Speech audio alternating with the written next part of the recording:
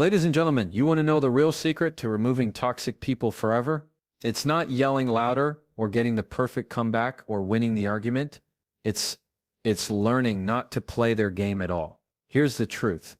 Toxic people can't survive without your energy. They need your reactions, the way a fire needs oxygen.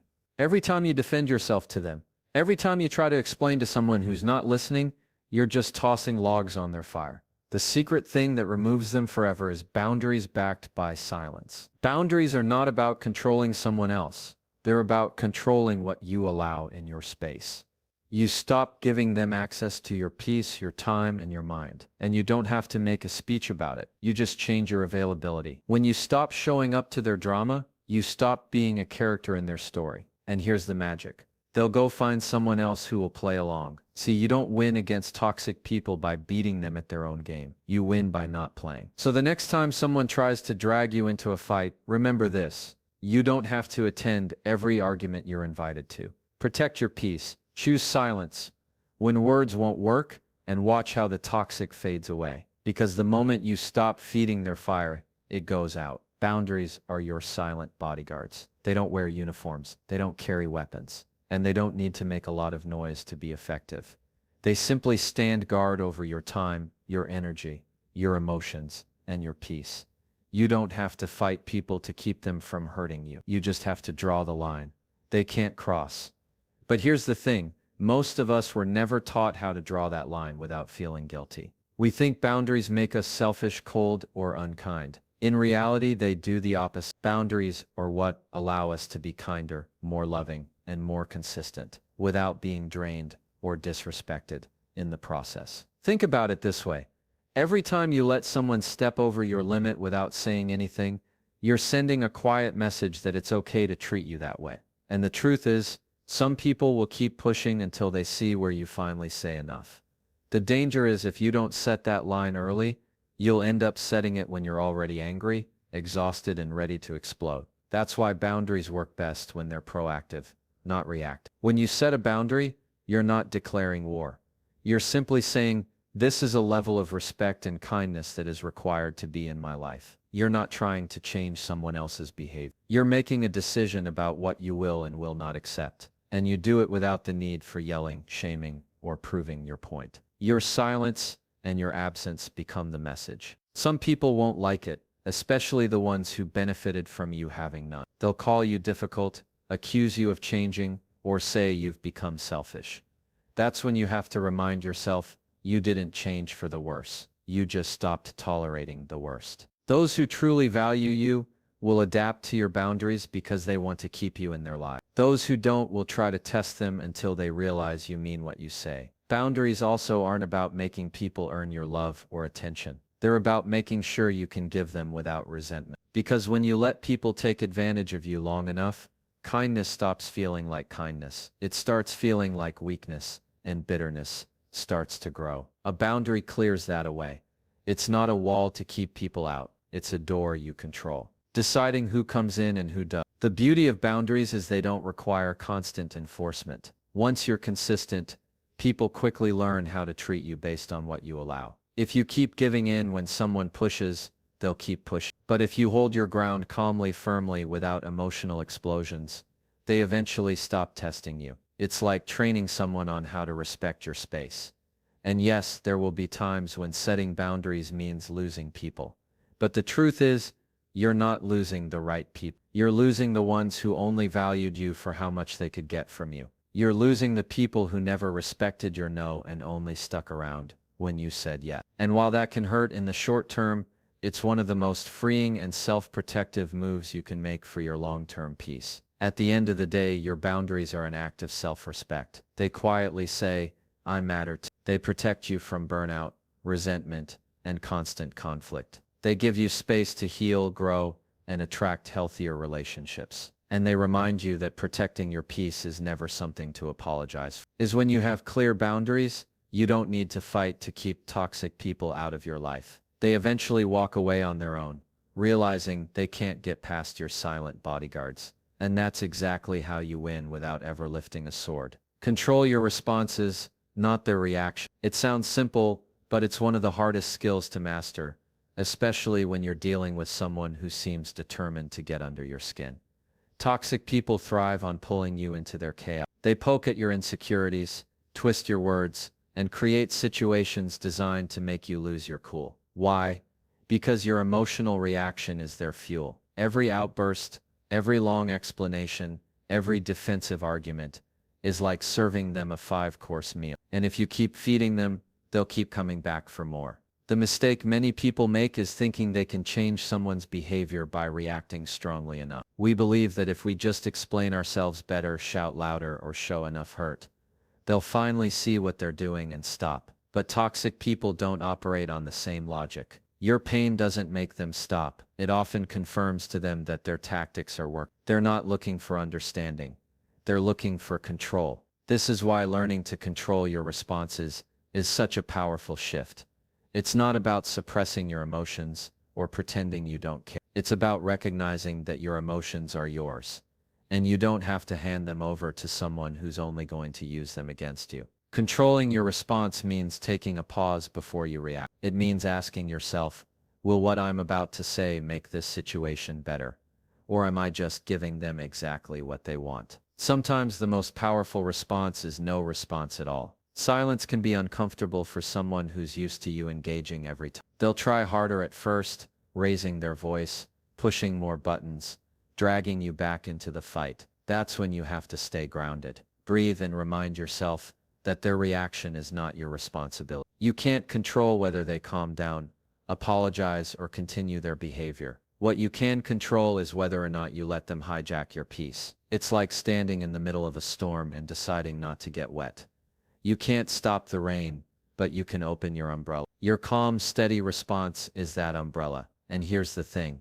The calmer you are, the less satisfying the storm is for them. They might huff, puff, and try to blow your house down, but without your emotional energy to feed on, they eventually lose it. Of course, controlling your responses doesn't mean you stay in unhealthy situations indefinitely. It's not about enduring mistreatment and silence. It's about choosing when and how to engage, so you can walk away with your dignity intact. It's about ending conversations when they become unproductive and refusing to let someone dictate your emotional state. It's about understanding that their opinion of you doesn't define you, and their lack of respect doesn't diminish your worth. Over time, you'll notice something interesting. When you stop reacting the way they expect, they either adjust their behavior or they fade out of your life altogether. Toxic people need an audience, and if you're no longer providing the emotional stage they crave, they'll look for someone else who. And the best part, you don't have to push them away or start a dramatic conflict. You simply change the way you respond and the dynamic changes on its own. In the end,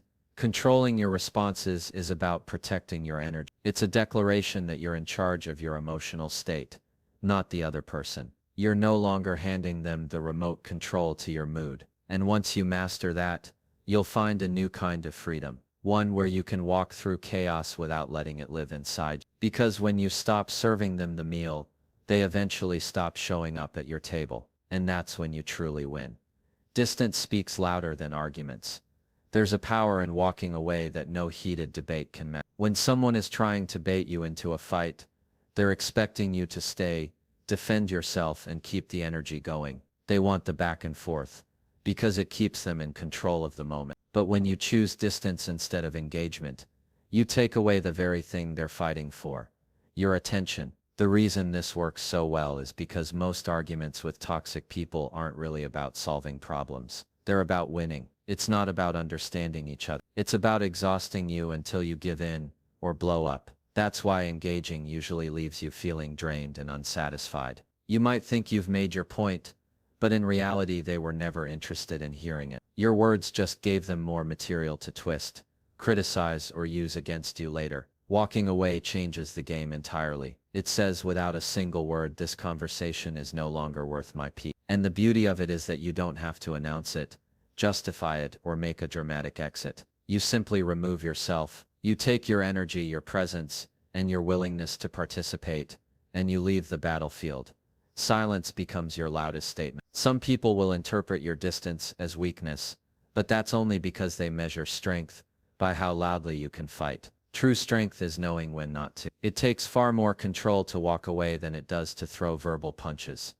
Distance isn't running away. It's stepping back so you can see the bigger picture and protect yourself from unnecessary damage. Of course, creating distance isn't always easy. If the toxic person is someone close to you, a family member, a partner, a coworker, you might feel pressure to stay and hash it out. You might even be told that walking away means you don't care, or that you're avoiding the problem. But the truth is, some problems don't get solved in the heat of an argument. Sometimes the best solution is space. Space to cool down, think clearly, and decide how or if you want to re-engage. When you give yourself that space, you gain perspective. You can see the situation without the fog of anger or frustration clouding your judgment. And more often than not, you'll realize that not every battle deserves your presence. Some things aren't worth explaining, and some people aren't interested in understanding. No matter how much you explain, that's when distance becomes more than a temporary pause. It becomes a long-term boundary.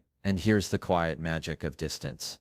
It removes you from the cycle. Toxic dynamics thrive on repetition. The same fights, the same accusations, the same emotional roller coaster. When you keep stepping into that cycle, nothing changes. But when you step out, you break the pattern. You're no longer a participant in their drama. And without you, the story they're trying to keep alive loses momentum over time. Distance reveals the truth. People who value you will respect the space you need and work toward healthier communication. People who only valued their control over you will see your absence as a threat, and they'll either push harder or fade away. Either way, you'll be standing on the solid ground of self-respect, not caught in the quicksand of endless conflict. In the end, walking away is not about giving up. It's about choosing what's worth your energy.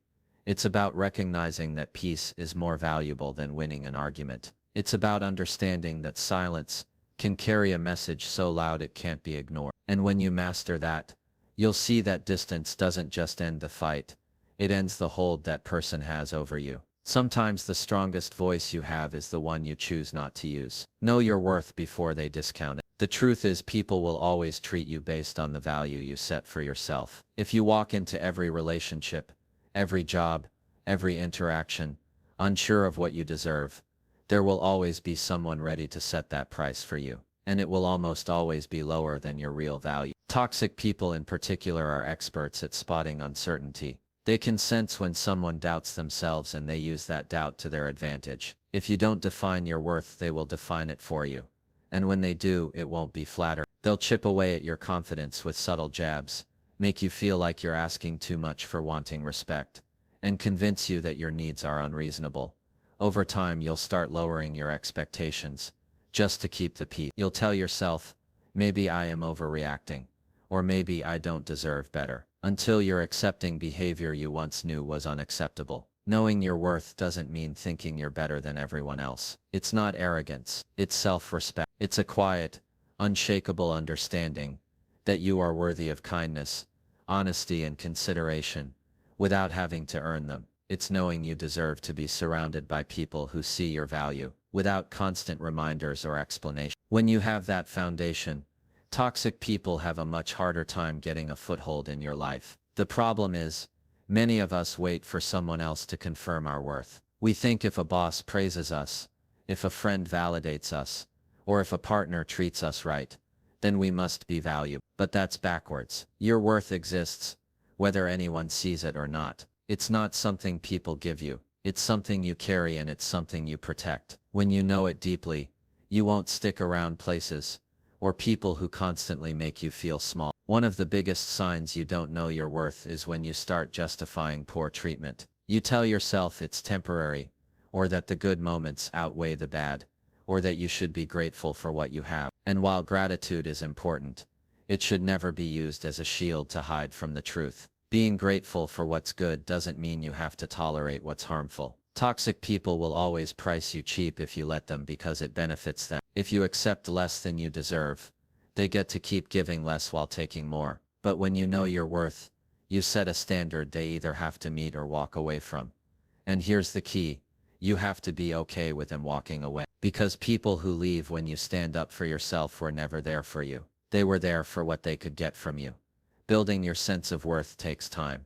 It comes from setting boundaries and sticking to them, from surrounding yourself with people who treat you with respect, and from being willing to walk away from situations that don't. It's about replacing the voice in your head that says you're asking too much with one that says, I deserve to be treated with dignity. And once you truly know your worth, you stop bargaining for it.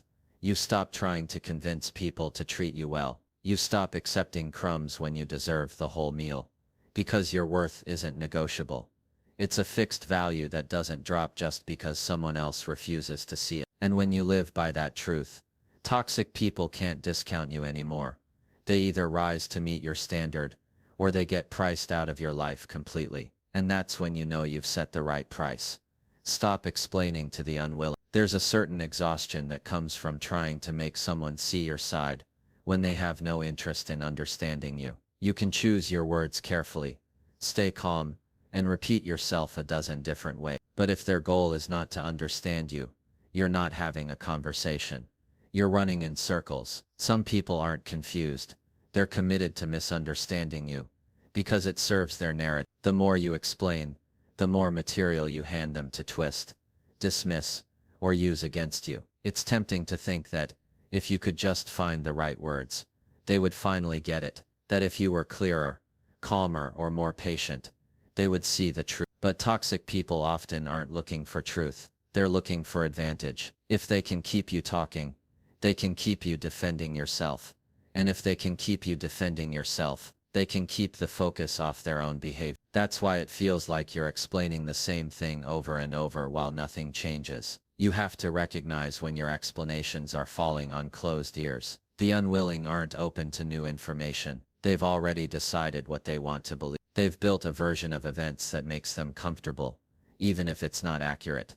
In some cases, understanding you would require them to take responsibility, and that's something they have no interest in doing. So instead they keep poking holes, asking loaded questions, or pretending they just don't get it, as a way to keep you engaged. The moment you realize this, you have a choice. You can keep pouring energy into a conversation that will never move forward, or you can step back and protect your peace. Stepping back doesn't mean you've lost the argument, or that your point wasn't valid. It means you've decided your time and energy are too valuable to waste on someone who's not listening. You don't owe infinite explanations to someone who has no intention of hearing them. Sometimes the most powerful thing you can say is nothing at all. Silence can't be twisted. It can't be misquoted. It doesn't give them new fuel to work with. When you stop giving them the script, you stop giving them control of the narrative. They may try harder at first, pushing for more responses, baiting you with accusations, or acting offended by your lack of engagement. But that's just proof that your silence is working. They're losing the control they once had over your emotions. And here's the hard truth. You don't have to convince everyone to see your side in order to move forward. Some people will never give you that satisfaction, and waiting for it will keep you stuck. The closure you're looking for won't come from their understanding. It will come from your decision to stop needing it. When you stop explaining to the unwilling, you free yourself from the exhausting cycle of trying to prove your worth, your intentions, or your truth to people who don't want to believe it. You reclaim your mental space. You redirect your energy toward people who actually value open, honest communication. And most importantly, you stop letting someone else's refusal to understand dictate your peace. In the end, the unwilling will continue to misunderstand you, not because you failed to explain, but because they chose not to listen. And that's their burden to carry, not yours. You don't have to hand them more words to twist. You don't have to fight to be seen by someone who's closed their eyes. You simply take back the script, close the book, and walk away. Because the right people won't need endless explanations. They'll hear you the first time. Use peace over proving a point. There's a certain pull inside us that wants to be right, especially when someone has wronged us, or twisted the truth. It's human nature to want the last word, to clear our name, to make sure everyone knows exactly what happened. But here's the reality. Proving your point often comes at the cost of your peace. And the truth is, peace is worth more than being right in the eyes of someone who's already made up their mind. When you're locked in an argument with someone determined to win, the conversation stops being about truth and starts being about dominance. It doesn't matter how logical, clear, or factual you are. If the other person is more interested in winning than understanding you're playing a game you can't win, you might prove every fact, dismantle every false claim, and still walk away feeling drained and frustrated. That's because they were never going to say, "You're right, I see your point." For some people, admitting that would feel like defeat, and they'd rather twist reality than give you that satisfaction. Choosing peace means deciding that you don't need their agreement to validate your truth. You know what happened. You know what you meant. You know your intention, and that knowledge is enough. You don't have to keep fighting to convince someone who's unwilling to be convinced. Instead, you let them have their victory in the argument, while you take the real victory, the freedom to walk away with your energy intact. This doesn't mean you let people walk all over you or never speak up. It means you pick your battles wisely. You speak your truth once clearly and respectfully, and then you let it stand. If they don't accept it, you let them carry whatever version of the story they want, because at the end of the day, their version doesn't change the reality. The people who truly matter will see through the noise. There's also a quiet power in not engaging with every challenge. When you refuse to get pulled into every conflict, you send a message that your peace matters more than someone else's need to provoke you. And that often frustrates toxic people more than anything you could say. They rely on your emotional investment to keep the game going. When you stop playing, they lose their control. Of course, choosing peace can feel uncomfortable at first. It can feel like you're letting someone win or leaving things unresolved. But over time, you'll see that walking away doesn't mean you lost. It means you valued yourself enough not to get dragged down into a pointless fight. It means you trusted that the truth doesn't need constant defending. Think about it like this. If you're holding a glass of clean water and someone dumps dirt into theirs, you don't need to argue about whose water is cleaner. You just drink yours and move on. Let them keep their muddy glass if they want. You have no obligation to sip from it. In the end, your peace speaks louder than any argument you could win. It shows you're secure enough in yourself not to chase validation from people who won't give it. It shows you've outgrown the need to win every debate at the expense of your mental health. And it shows you understand something that many never learn. Sometimes the loudest proof of being right is the calm that comes from not needing to prove it at all. When you master that, you realize the real victory isn't in the argument, it's in walking away without a single regret. At the heart of it all, removing toxic people forever isn't about big confrontations, perfect comebacks, or winning endless arguments. It's about taking back control over what you allow into your mind, your time, and your heart. It's about building boundaries that stand firm, guarding your energy by choosing when and how you respond, stepping away when silence speaks louder than any words, knowing your worth so no one can cheapen it, refusing to waste breath on those unwilling to listen, and valuing your peace above proving a point. When you live by these truths, you stop fighting battles that drain you, and start living in a space where only the right people can stay. Toxic people naturally fall away, not because you force them out, but because they can no longer thrive. Where your self-respect and peace are stronger than their chaos. That's the secret. You win by protecting your inner world so well that nothing destructive can survive in it. Thank you.